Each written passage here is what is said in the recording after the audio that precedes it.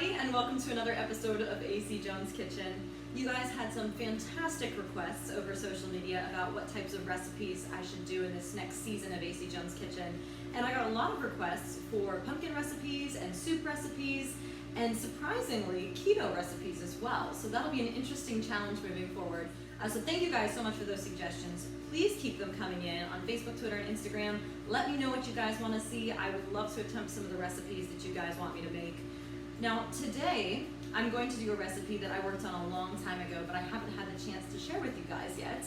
Not that long ago, just about a week ago or so, I went to the Nashville Jam Company, and oh my goodness, guys.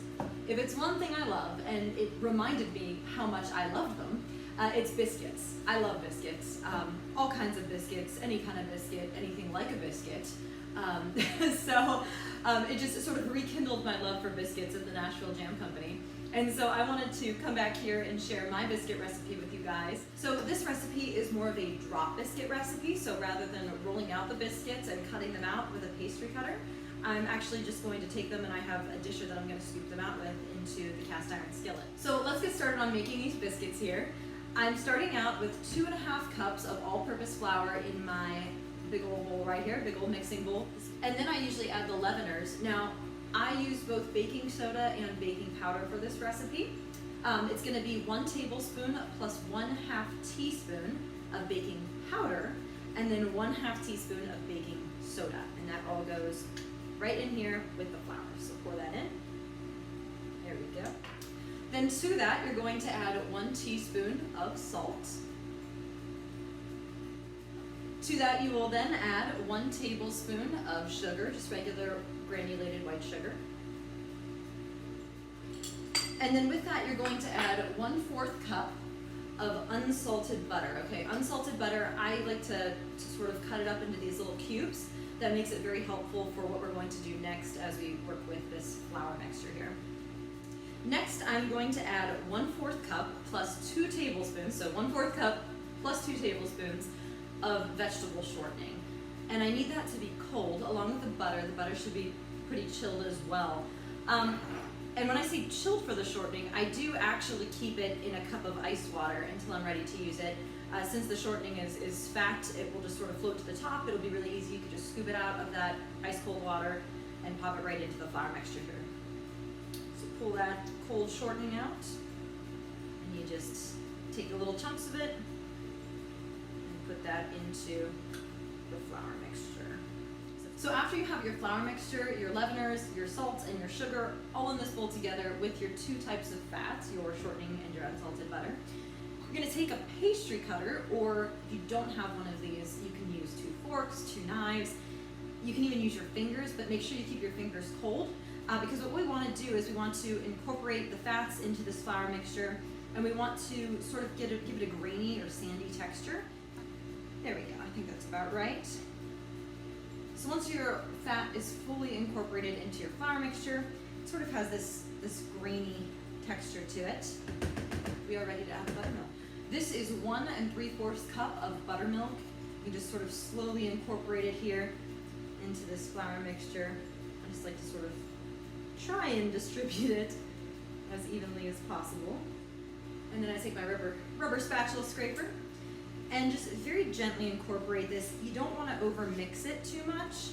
You want to make sure everything is mixed, but you don't want to sort of beat it too much or work it too much. It'll start to get a little bit gluey, and so we don't want that. So we just kind of want to just get this together, and it'll all come together to be a lovely sticky mess in the end.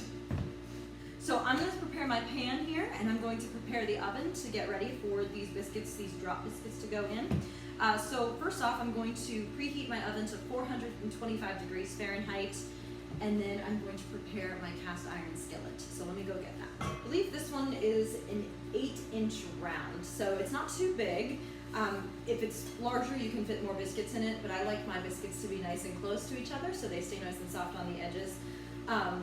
So this is about an 8-inch round cast iron skillet, and what I'm going to start out by doing is I'm going to take a little bit of melted unsalted butter. So you will need technically a little bit more than 1/4 cup of unsalted butter, just for some melted butter to be able to season your cast iron skillet. So I'm just gonna rub this butter all around in the skillet here. We're gonna save that butter because we're gonna butter the tops of these things too. So I like to use one of these spring-loaded scoops. It's probably one of my favorite kitchen tools to use. I use it for cookies, I use it for biscuits, I use it for dishing out cupcake batter. It's just perfect. I love it. Get yourself one of these if you don't have one. Plus it's, I mean, come on, that's fun, right?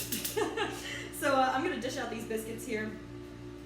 And so I take a nice big scoop and I just plop it right down here into the pan.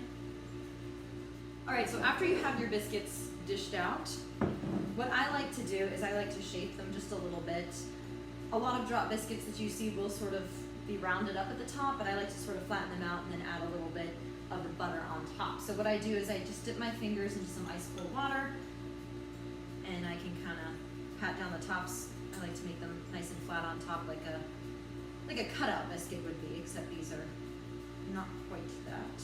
Now once those tops are patted down, I just like to take a little bit of this butter and just sort of lightly brush the tops of these biscuits. Ready to go, and I'm ready to put these in our 425-degree Fahrenheit oven. That's what they'll look like beforehand, and when they come out, they're going to be golden brown and delicious. So here we go.